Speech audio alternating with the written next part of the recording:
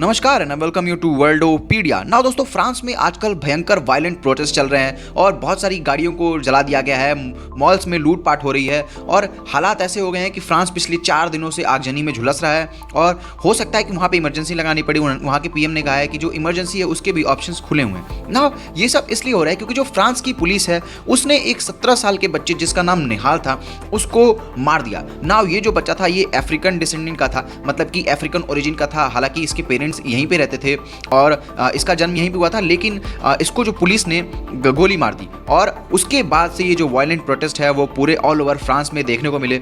शुरू में तो ये प्रोटेस्ट जो है सिर्फ पेरिस तक ही कन्फाइंड थे, लेकिन उसके बाद जैसे जैसे आगे बढ़ी बातें तो ये जो प्रोटेस्ट है ये पूरे ऑल ओवर द फ्रांस में होने लगे और इमेजेस बहुत ही हॉरिफाइंग है। आप देख सकते हैं किस तरीके से ऐसे गाड़ियों को जलाया जा रहा है और जो पुलिस है उससे सिचुएशन जो है कंट्रोल में नहीं आ रही है। जो लोग हैं वो इस बात से बहुत ही गुस्सा है कि जो पुलिस है उसने उस बच्चे को इसलिए मार दिया क्योंकि वो रेशियली दूसरे कॉन्टिनेंट का था या फिर ओरिजिनली फ्रांस के जो लोग होते हैं वाइट उस तरीका का बच्चा नहीं था बल्कि अफ्रीकन डिसेंडेंट का था। इस वजह से जो है उस बच्चे को मार दिया गया और इस पर जो जिस पुलिस वाले ने ऐसा किया था उस पर जो चार्जेस हैं वो भी बैठा दिए गए हैं और जो फ्रांस के प्रेसिडेंट हैं उन्होंने भी इस बात को कंडेम किया है कि पुलिस है उसने ये गलत किया है। लेकिन क्या इसकी वजह से जो ये वायलेंट प्रोटेस्ट हैं ये जस्टिफाई किए जा सकते हैं? बिल्कुल नहीं, क्योंकि कहीं भी आप डेमोक्रेसी में रहते हैं तो आपको वायलेंट प्रोटेस्ट करने का हक नहीं होता। लेकिन आज के समय इस तरीके से प्रोटेस्ट देखने को मिल रहा है और जो प्रोटेस्ट है वो आउट ऑफ कंट्रोल होता जा रहा है। जो बहुत सारे लोग हैं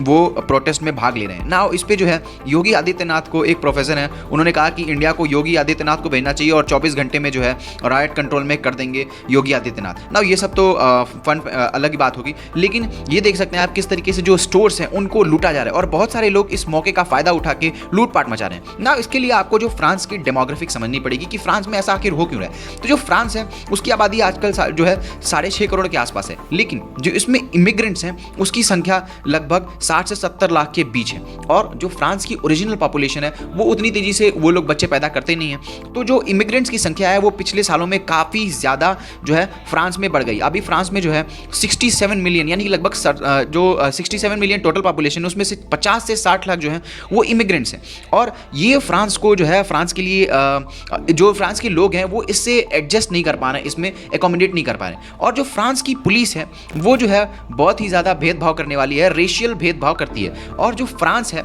उसमें जो मुस्लिम पॉपुलेशन है फिलहाल 10% तक पहुंच गई, क्योंकि बहुत सारे जो फ्रांस में इमिग्रेशन होती है वो अफ्रीका से आते हैं और जो मिडिल ईस्टर्न कंट्रीज से आते हैं। तो जो मुस्लिम पॉपुलेशन है वो 10% फ्रांस में हो गई है और एक रिसर्च के अकॉर्डिंग ये पता लगाया कि जो लगभग 40 साल में जो फ्रांस है वो मुस्लिम मेजॉरिटी हो जाएगा। हालांकि इसका कोई अभी एग्जैक्ट प्रूफ नहीं है, लेकिन ऐसा एक रिसर्च प्रोफेसर ने किया था, चार्ल्स गेव ने, और उन्होंने बताया था कि 40 साल में जो फ्रांस है वो मुस्लिम मेजॉरिटी हो जाएगा। नाउ ये जो प्रॉब्लम है ना फ्रांस में रेसिज्म का ये बहुत ही भयंकर है, क्योंकि जो फ्रांस की पुलिस है वो बहुत ही ज़्यादा रेशियल बिहेवियर करती है और ऐसा पाया गया है कि जो चेकिंग होती है वो भी जो फ्रांस की पुलिस है वो ब्लैक्स जो होते हैं, जो भी अफ्रीका से लोग आए होते हैं या फिर जो अरब जो कि मिडिल ईस्ट कंट्रीज से आए होते हैं, उनके साथ डिस्क्रिमिनेटरी बिहेवियर करती है। यानी कि जो चेकिंग है वो पुलिस उनकी ज़्यादा करती है और जो अगर कोई वाइट लोग हैं तो उनको आसानी से छोड़ दिया जाता है और चेकिंग भी नहीं करती।